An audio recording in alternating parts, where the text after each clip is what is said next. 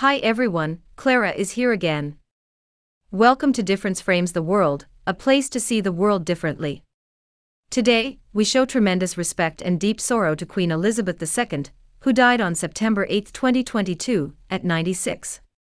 2 days ago, when Liz Truss was officially appointed as the Prime Minister of the United Kingdom, she presented herself before the monarch at the Balmoral Resort in Scotland due to the Queen's persistent mobility issues, instead of meeting Her Majesty at Buckingham Palace or Windsor Castle.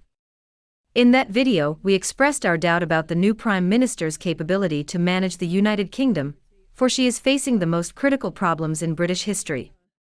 Queen Elizabeth II's sudden decease puts her in an even worse situation, as the new King, Charles, can hardly unite different parts of the country as a spiritual icon like the Queen. We grieve the loss of Her Majesty, who was the head of 15 countries worldwide, including Canada. As the longest reigning monarch in 15 nations since the early 1950s, she was also the most elegant lady who had helped the UK maintain a positive image worldwide. Even though Great Britain is not great anymore, and it has literally become the 52nd state of the United States, the Queen helped maintain the UK as a county of a global presence by exerting an influence over the British Commonwealth.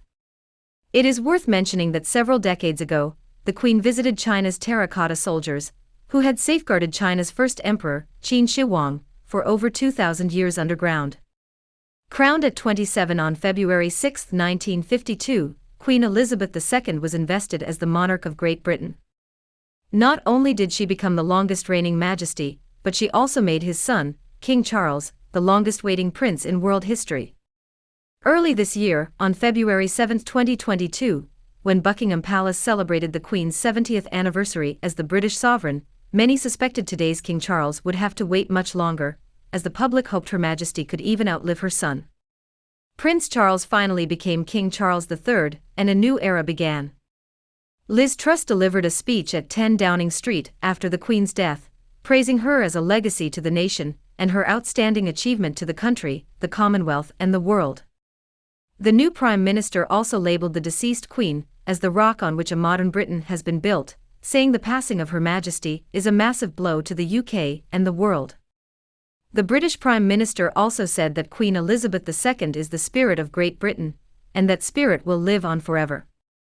The Queen passed away peacefully 2 years after the loss of her beloved husband, Duke of Edinburgh, who had given up the throne of Greece for Queen Elizabeth II 8 decades ago. Finally, they can meet in heaven.